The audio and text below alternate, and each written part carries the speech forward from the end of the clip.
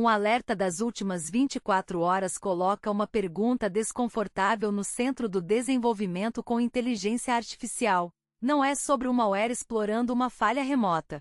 Não é sobre um exploit sendo vendido em fórum clandestino.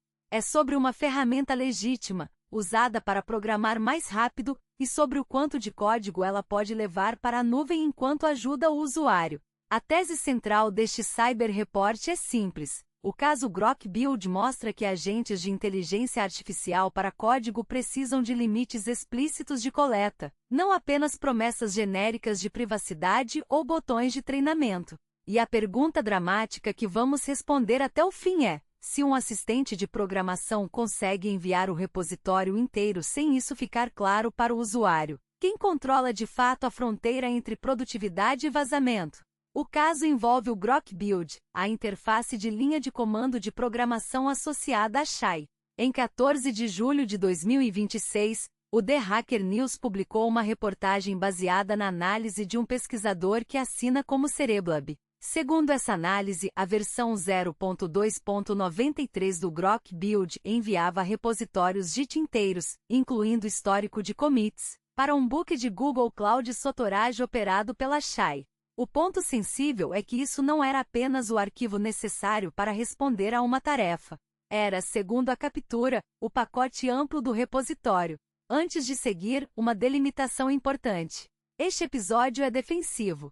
Não vamos ensinar a interceptar tráfego, reproduzir comandos, montar laboratório de engenharia reversa ou coletar dados de terceiros.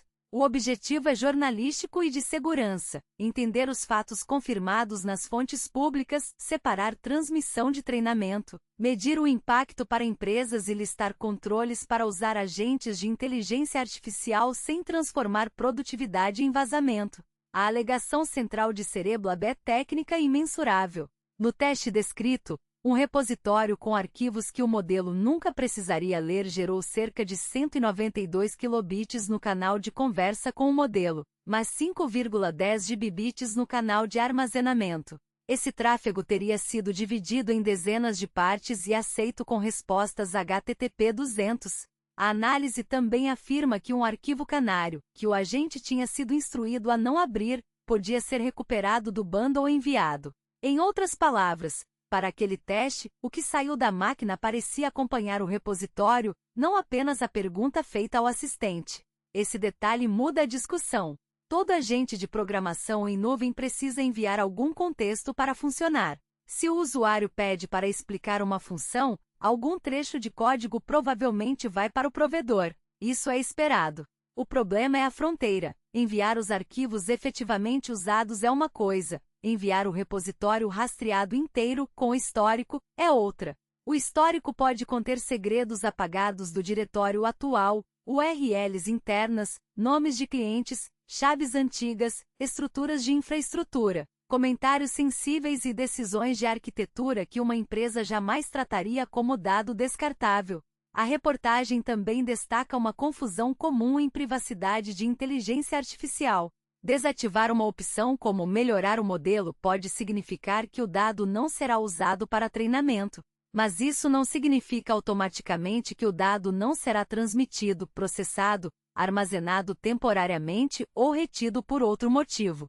Segundo Cereblab, no momento da primeira análise, a configuração de não melhorar o modelo não impedia o canal de upload do repositório. Essa distinção é crucial. Treinamento e transferência de dados são controles diferentes. Um botão para um não substitui transparência sobre o outro. A linha do tempo adiciona nuance.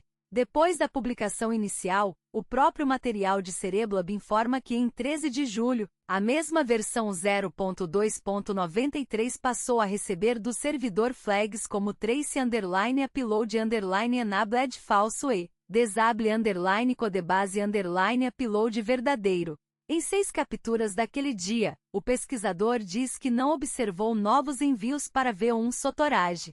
A comparação com Cloud Code, Codex e Gemini, feita em amostra limitada, apontou que Grok Build havia sido outlier histórico para upload de bundle. Mas os autores também foram cautelosos. Uma máquina, uma conta por ferramenta sem prova de causalidade entre a divulgação e a mudança. Há ainda uma análise separada no repositório Grok Network Monitor, que examinou versões posteriores. Ela afirma que em 0.2.99 ainda havia capacidade relacionada ao caminho de upload e flags de Kill Switch. Em update de 14 de julho para 0.2.101, a análise diz que a flag disable_codebase_upload e partes do caminho técnico continuavam presentes, embora a infraestrutura não fosse idêntica. Esse ponto não prova abuso, nem prova que o upload esteja ativo para todos. Mas reforça uma lição: em ferramentas controladas por servidor, o comportamento real pode mudar sem que o usuário instale uma nova versão local. Para empresas, o impacto potencial é grande porque repositórios são mapas de negócio.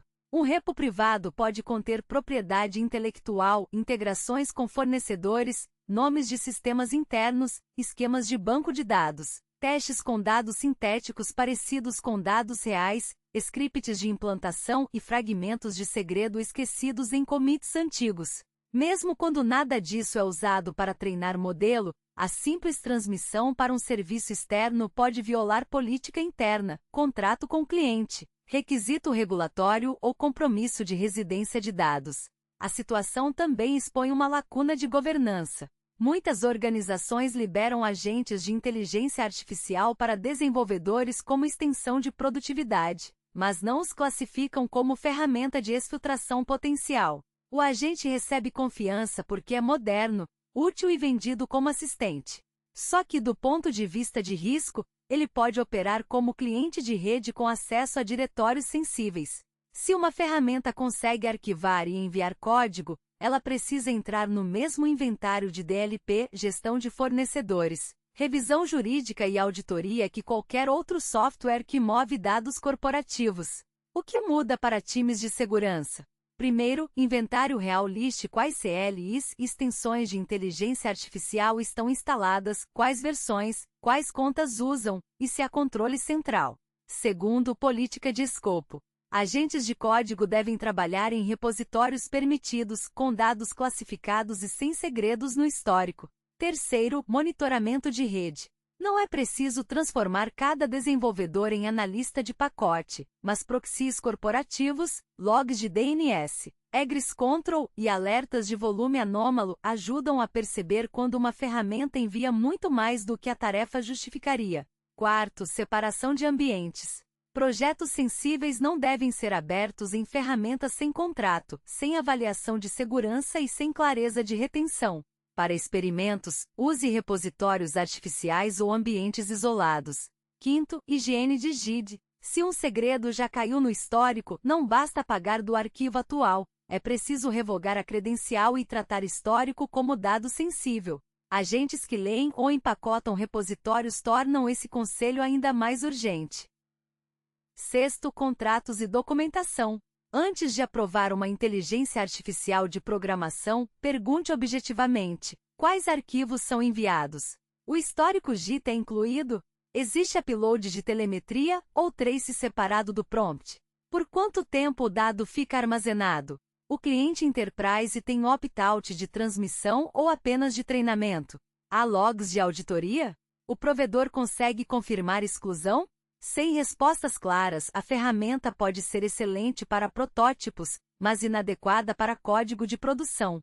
Para desenvolvedores individuais, a recomendação prática é não tratar assistentes de inteligência artificial como caixas mágicas locais. Se a ferramenta é cloud, assuma que algum dado sai da máquina. Trabalhe com repositórios limpos, remova segredos, use contas separadas, leia avisos de privacidade. Prefira projetos de teste quando estiver avaliando um novo CLI e acompanhe notas de versão.